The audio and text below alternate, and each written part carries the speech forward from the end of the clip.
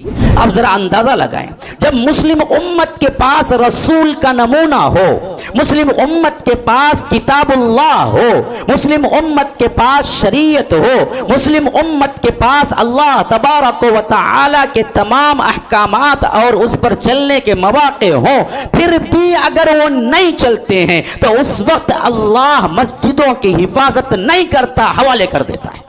آج بہت بڑا مسئلہ کیا ہے؟ بابری مسجد کا ہے، جس کا فیصلہ 1880 سے شروع ہوا اور جس کو بنیادی طور پر 1949 میں کیا ہے باقاعدہ طور پر وہاں پر ہنگامہ کھڑا کر دیا گیا اور نماز بند کروا دی گئی، لیکن 49 سے لے کر 1992 تک وہ ایک لمبا مرحلہ ہے جس میں مسجد ہونے کے باوجود وہاں نماز پڑھنے کی اجازت نہیں تھی۔ 6 دسمبر 1992 میں کیا ہے وہ سانحہ بلکہ سیاہ دن قرار دیا گیا بعد میں، جس کے اندر یہ مسجد کو شہید کیا گیا، اور 1992 سے لے کر 2010 تک یہ معاملہ بالکل ایسے رہا کہ اس کے اوپر کوئی حتمی فیصلہ نہیں ہوا۔ بعد میں الہ آباد کے کورٹ نے فیصلہ تو دیا، لیکن اس فیصلے میں کیا ہے سراسر کیا ہے کوئی فریق مطمئن نہیں تھا، تھوڑی تھوڑی زمین تقسیم کر کے دے دی، پھر سپریم کورٹ میں گیا، اور آج 2019 کے ان ماہ کے اندر یہ فیصلہ زوروں پہ ہے۔ لیکن ہمیں سوچنا چاہیے کہ یہ سانحہ کیوں ہوا، کیسے ہوا؟ اگر ولو بالفرض ولو بالفرض ولو بالفرض ولو بالفرض 1000 مرتبہ ولو بالفرض لگا دو، نعوذ باللہ، ایک مسجد کو چھوڑ کے دینے کا معاملہ آیا تو کیا یہ مسجد کا دعویٰ جس میں اعلان کر دیا گیا کہ اچانک مندر کے لیے وقف ہے یا رام پیدا ہوا ہے یا مذہبی اعتبار سے ہمارے لیے مقدس ہے، اگلی ہندوستان کے ہزاروں مسجدوں پر انگلی اٹھانے کے لیے جواز تو نہیں بن جائے گا؟ سوچنے کا ایک مقصد یہ بھی ہے، بلکہ بہت بڑا معاملہ یہی ہے کہ ایک نہیں بقیہ کتنے مساجد پر پہلے سے کیا آنکھیں لگی ہوئی ہیں، تو معلوم ہونا چاہیے کہ مسجد کو سیف کیسے کریں ہندوستان کے ماحول میں۔ ہاں، ہندوستان کے ماحول میں جہاں پر مغلیہ سلطنت نے کم از کم کیا ہے 700-800 سال حکومتیں کی اور مسلمان اس سے پہلے حکومتیں کرتے رہے، لیکن پھر بھی دراصل کیا ہے آج ہم بے دست و پا ہیں کہ ہمارے پاس کوئی آپشن نہیں ہے، بلکہ ہم جی حضوری کی زندگی گزار رہے ہیں۔ وجہ کیا ہے؟ غور کر کے دیکھو، مساجد کی ذمہ داری کس کی حفاظت کی ذمہ داری ہے؟ رب العالمین کی ذمہ داری ہے، تو پھر تو کیا ہے کوئی ٹیڑھی نگاہ سے بھی نہیں دیکھ سکتا۔ امت مسلمہ کی ذمہ داری ہے تو ہو سکتا ہے اس میں خلل ہو۔ میں آپ کو ایک تناظر میں ایک واقعہ بتاتا ہوں، دیکھیے آپ ذرا اندازہ لگائیں، جب مسلم امت کے پاس رسول کا نمونہ ہو، مسلم امت کے پاس کتاب اللہ ہو، مسلم امت کے پاس شریعت ہو، مسلم امت کے پاس اللہ تبارک و تعالی کے تمام احکامات اور اس پر چلنے کے مواقع ہوں، پھر بھی اگر وہ نہیں چلتے ہیں تو اس وقت اللہ مسجدوں کی حفاظت نہیں کرتا، حوالے کر دیتا ہے۔ یہ بہت اہم پوائنٹ ہے جو سوچنے کا ہے۔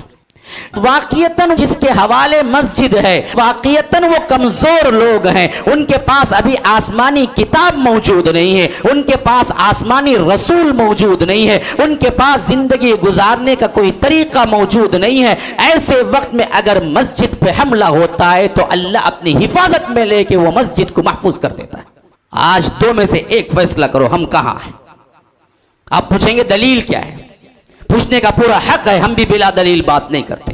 ذرا غور کرو تاریخ پہ، کعبۃ اللہ کو ڈھانے کے لیے بھی ابرہہ آیا تھا، حبش سے ہاتھیوں کی سواری لے کے آیا تھا، ایک دو نہیں 80 سے 100 تک کے ہاتھی تھے، اور بہت بڑا اس زمانے کا لشکر سب سے بڑا تھا، اور پوری نیت سے آیا تھا کہ کعبۃ اللہ کو ڈھا دیا جائے۔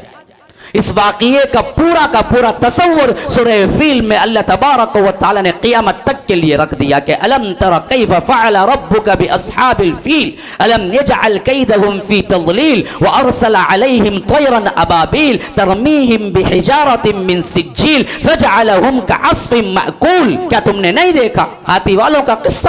کیف فعل ربک باصحاب الفیل الم یجعل کیدہم فی تضلیل، ان کے قید ان کے مکر کو انہی پر الٹا نہیں کر دیا؟ وارسل علیہم طیرا ابابیل، اور ہم نے نہیں بھیجے پرندوں کے جھنڈ کے جھنڈ۔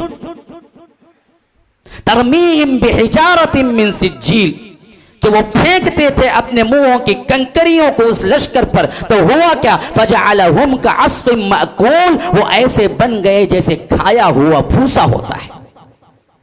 ہاں، گھاس بھی کھا کے جب تھوک دیتے ہیں تو کیسے ہوتا ہے، ویسے ان کے جسم ہو گئے۔ کیوں؟ جس وقت حرم کعبہ پہ ابرہہ ڈھانے کے لیے آ رہا تھا، اس وقت وہاں کی جو پبلک تھی، وہاں ان کے پاس رسول کی رسالت تھی، نہ کتاب اللہ تھی۔ بگڑے ہوئے لوگ تھے جن کے پاس نہ شریعت نازل ہوئی تھی ابھی تک، نہ ان کے پاس اللہ کی کتاب تھی۔ جب ابرہہ آیا، عبد المطلب کا یہ واقعہ رحیق المختوم کے اندر موجود ہے، باقاعدہ آپ اٹھا کے پڑھ لیجئے کہ جب وہ آ کے نزدیک پہنچا تو اس وقت کا جو کعبۃ اللہ کے متولی کے حساب سے سردار تھے وہ اللہ کے رسول کے دادا عبد المطلب تھے۔ عبد المطلب جب آئے، بتایا گیا ابرہہ کو آپ سے ملنا۔ ابرہہ نے سوچا کہ عبد المطلب ضرور یہی مطالبہ کریں گے کہ حرم پہ حملہ نہ کرو، ہماری مسجد کو بچا لو، ہمارے کعبے کو بچا لو، بڑی مقدس جگہ ہے، یہ ریکویسٹ کریں گے۔ لیکن یہاں تو عجیب بات تھی، جب ابرہہ کے پاس داخل ہوئے تو انہوں نے ایک ہی بات کی، کہا کہ بادشاہ، تیرے سپاہی میرے چراگاہ میں چرتے ہوئے جو بکریاں 200 بکریاں تھی تیرے سپاہیوں نے پکڑ لیا ہے، براہ مہربانی میری اپنی بکریوں کو میرے حوالے کر دے۔ تو ابرہہ مسکرا کے کہا، عجیب آدمی ہو، میں تو سوچا تھا کہ حرم کے بارے میں بات کرو گے، حملہ رکوانے کے لیے کہو گے، ریکویسٹ کہو گے، لیکن تم تو کیا ہے اپنی بکریوں کے پیچھے پڑے ہوئے ہو۔ تو عبد المطلب نے جواب دیا، بکریوں کا میں مالک تھا، اس واسطے میں فکر کر رہا ہوں، کعبۃ اللہ کا رب مالک ہے، رب فکر کرے گا۔ مسئلہ ختم۔ یہ کہہ کے اپنے بکریوں کو لے کے نکل گئے اور اللہ نے حفاظت کر دی، کھایا ہوا بھوسا بنا دیا۔ یہی حالت پھر تاریخ میں پیچھے جاؤ، جب اللہ کی کتاب ہو، حامل نبوت ہو، اور ساتھ میں کلام اللہ ہو اور شریعت ہو، اور حفاظت کی ذمہ داری تم پر ہو، اور ہونے کے باوجود تم نے اس کی حفاظت نہیں کی ہو، تب کیا کرتا ہے اللہ؟ دشمنوں کے ہاتھوں ایسے مسجدوں کو مسمار کرتا ہے اور بتاتا ہے کہ دیکھو یہ تمہارے گناہوں کی پاداش میں ہوا ہے۔ کب؟ بنی اسرائیل کا واقعہ سن لو، انہوں نے بھی مسجد بنائی۔ جو کعبۃ اللہ کی اہمیت ہے وہی یہودیوں کے پاس بیت المقدس کی اہمیت ہے۔ ہاں، قبلہ اول بیت المقدس، مسجد اقصی، اس کے بارے میں رب کہتا ہے وَإِذَا جَاءَ وَعْدُ أُولَاهُمَا بَعَثْنَا عَلَيْكُمْ عِبَادًا لَنَا أُولِي بَأْسٍ شَدِيدٍ فَجَاسُوا خِلَالَ الدِّيَارِ وَكَانَ وَعْدًا مَفْعُولًا ثُمَّ رَدَدْنَا لَكُمُ الْكَرَّةَ عَلَيْهِمْ وَأَمْدَدْنَاكُمْ بِأَمْوَالٍ وَبَنِينَ وَجَعَلْنَاكُمْ أَكْثَرَ نَفِيرًا إِنْ أَحْسَنْتُمْ أَحْسَنْتُمْ لِأَنفُسِكُمْ وَإِنْ أَسَأْتُمْ فَلَهَا فَإِذَا جَاءَ وَعْدُ الْآخِرَةِ لِيَسُوءُوا وُجُوهَكُمْ وَلِيَدْخُلُوا الْمَسْجِدَ كَمَا دَخَلُوا أَوَّلَ مَرَّةٍ وَلِيُتَبِّرُوا مَا عَلَوْا تَتْبِيرًا۔ جب ہمارے وعدے کا کیا ہے وقت آ گیا، تم نافرمانی ہمارے سے کرنے لگے، بغاوت پہ اتر آئے، شرک بت پرستی آ گئی، بدعات رسومات آ گئے، تورات کو کیا ہے جادو منتر کی کتاب بنا دیا، جھاڑ پھونک کی کتاب بنا دیا، عمل کو پیچھے چھوڑ دیا، تو ایسے وقت میں اگر تم اللہ تبارک و تعالی کے لیے خالص عبادت کرنے والے نہیں بنو گے تو ہمارا یہ وعدہ پہنچا کہ ہم نے خود بھیجا اپنے بندوں کو۔ وعد الآخرت لیسوءوا وجوہکم ولیدخلوا المسجد کما دخلوا، انہوں نے تمہارے چہرے بگاڑ دیے اور مسجد کے اندر داخل ہو کے تلپٹ کر کے اینٹ سے اینٹ بجا دی بیت المقدس کی۔ ہاں، کون ہے وہ؟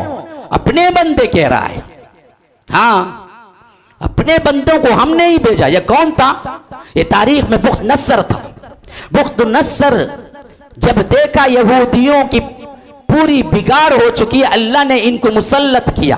کافر مشرک تھا اس وقت کے، یہ مسلمان تھے جیسے آج ہے، اس وقت کے یہ مسلمان تھے، اور حالت یہ تھی کہ اتنے زیادہ ذلیل و خوار ہو گئے تھے، تو بخت نصر کا مقابلہ تو بہت دور کی بات، دربک اور بزدلی کا یہ عالم تھا کہ وہ اپنے آپ کے دروازے، مسجدوں کے دروازے بھی کھول کے بیٹھ گئے، اور بخت نصر نے دراصل ایک ایک یہودی کو چن کے مارا ہے۔ اس زمانے سے لے کر 1948 تک وہ کہیں پناہ نہیں ملی تھی ان کو، اور اس کے ساتھ ساتھ وہی ہے جو آخری بادشاہ ہے جس نے بیت المقدس کو توڑ کے اینٹ سے اینٹ بجا دی اور ہیکل سلیمانی کو لے گیا، اور آج تک غائب ہے، پتہ نہیں اب تک انتظار میں بیٹھے ہوئے ہیں ان کا ہیکل سلیمانی آئے گا، تخت بنے گا، اور ان کا آخری مسیح آئے گا، دجال وہاں پر بیٹھے گا، وہ آخری زمانے میں ہوگا۔ اس زمانے سے اس زمانے تک بیت المقدس اجڑا پڑا تھا، اور اس کے بعد اللہ تبارک و تعالی نے آباد نہیں کیا،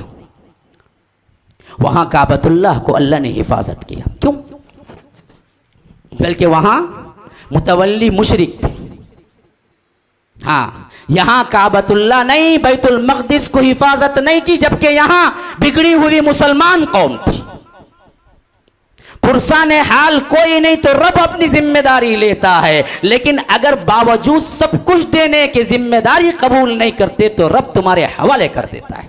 یہ اصول ہے جس کی پاداش میں آج کو ہم یہاں پر بھگتنا پڑ رہا ہے۔